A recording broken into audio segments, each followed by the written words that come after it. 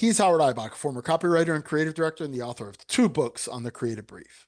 And he's Henry Gomez, an ad agency strategist with 29 years of experience. Together, Henry and I are the Brief Brothers, and we love talking about creative briefs, briefing, and advertising. We're back again, Henry, and we're going to do a second in a series of episodes where we take two aspects of the creative brief and do a kind of a lightning round discussion to defend one position over another.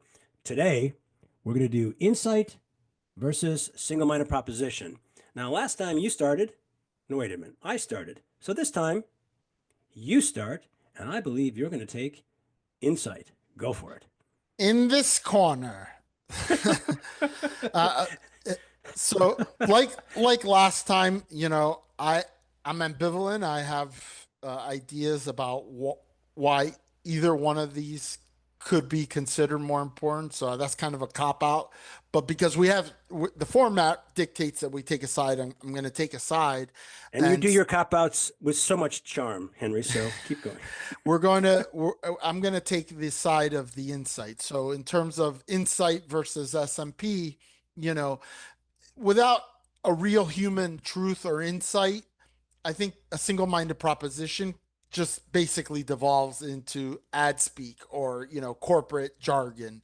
There has to be some illumination there that makes it so that the SMP has a basis in some emotional human truth or brand truth, for that matter, that makes the SMP true. So you can't have an SMP, I would say, without a good insight. So, one of the things is that an insight unlocks emotion. It talks about people's real behaviors in the real world. It talks about unmet needs, and that's a lot of times where the interesting fodder for creatives is. The SMP is basically a neat, tidy way to package that insight into kind of a directive statement. I would argue that no one cries over a single-minded proposition, but they can cry over a really deep insight. And I've seen this actually in person. Many years ago, my colleagues and I pitched Babies Are Us, and we presented some scripts, and the emotion of the insight, not in the brief part of it, but in the creative, it left this was a client board of women. They were all crying, and I remember one of them women was saying, "This is what we should be doing in our general market work," because we were there presenting Hispanic. So I think the emotion of an insight can hit the red line where single-minded propositions generally don't do that. And if we're going to use the old adage that good advertising is the truth well told, well, it starts with the truth, not with the tagline. So that's my argument in favor of the insight. Henry, you ignorant slut, you're wrong. And unless you've been a fan of the Saturday Night Live, the early years, you have no idea what I just was. 76, Yes. 70. I can't remember. What was her name? Jane Curtin. Jane Curtin or one of those, yes. Anyway, Dan Aykroyd and Jane Curtin were the anchors for Saturday Night Live, Weekend Update, exactly. So that just dated myself. I'm going to take the position that the single-minded proposition is more important. And of course, I wrote a book on this, so it'd be kind of hard. I can take the other side too, but it's a lot easier for me to take the pro side. The single-minded proposition is the first ad. That's where I'll start. And Sir John Haggerty has made the same argument. His measuring stick for a good brief is to take the single-minded proposition, or whatever you call it on your brief, write it down on a piece of paper, stick that on the wall above a picture of the product, and ask yourself, is this a good ad? He said it doesn't have to be a great ad, it just needs to be good. And he said, if the answer is yes, if it's a good ad, I've got a brief. And I also know what my job is. My job is to make it better. So the single-minded proposition, for me, represents the sharpest point on the arrow of our assignment. It really tells the creatives exactly what they need to do in the direction that they need to do it. Now, you and I both know that once a brief points in a particular direction, creatives can wander off to the left, can wander off to the right, and go up. That's the nature of creativity. It's a beautiful thing. If you've never done it, it can be scary. But if you have experience at it, you just trust it to happen. We need that direction. And that's why the single minded proposition, from my perspective, is so important. Most creatives will tell you, not all, but most creatives will tell you the first thing that we look at when we get a brief is the single minded proposition. A handful of my colleagues have told me, nope, I go for the insight. But also, Henry, you and I both know that not every creative brief asks the question directly. What is the insight? A lot of the best briefs that I use in my training never even ask the question. The insights are incorporated into, are massaged into the answers of one or more of the questions. And you have to be what we call a close reader to discern what that insight is, which means you got to pay attention, you got to read it.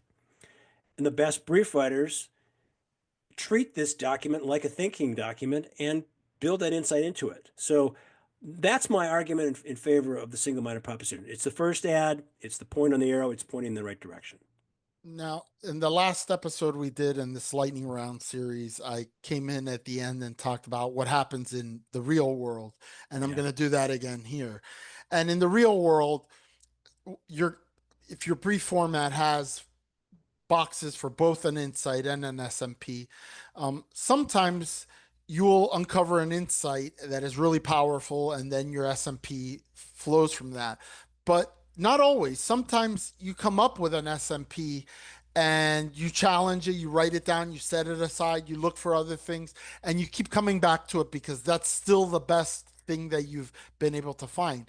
Now, usually when you have a really good SMP like that, it's because it's grounded in some sort of insight. And maybe you haven't articulated it yet, but there is something there that's what's driving the power of the SMP. And so when I teach creative brief writing, I tell them, don't be hung up on writing the brief in order. If you get hit with an inspiration for an insight, start with that. If you get hit with an inspiration for an SMP, it's okay to start with that. What you definitely want to do is at the end, go through it and make sure that you're not giving away the insight in the target audience description, or that you're not, being redundant in the brief, and that everything that you're not opening up avenues that aren't going to lead to anything in the brief. In other words, it's not doesn't build up to the insight and and eventually the SMP. So again, one is not really more important than the other. It's understanding how each is important to the brief, and how they work with each other. And I think that that's the real answer, right? Is Yeah. a really good insight can lead to a really good SMP, or you come up with a really good SMP, and the reason it's good is because there's buried in there something that is very insightful that maybe you haven't cracked the code yet on how to articulate.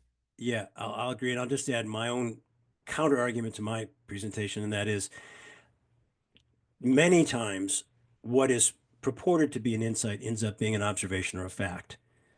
And so it's masquerading as an insight because they're very hard to articulate.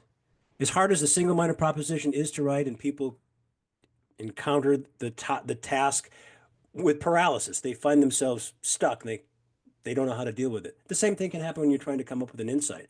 You and I both have exercises that can help make that easier for both the single-minded proposition and for the insight.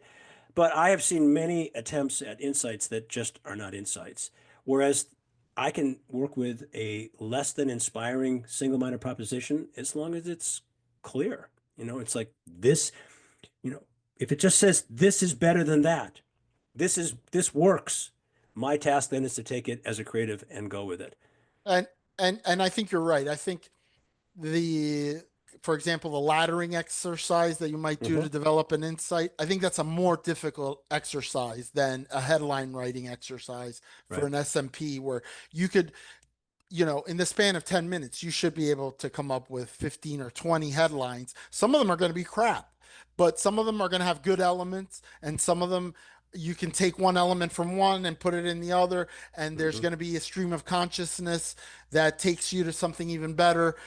So I think the headline writing exercise that we both recommend for an SMP is easier for a beginner to use. And then maybe you can back an insight out of that.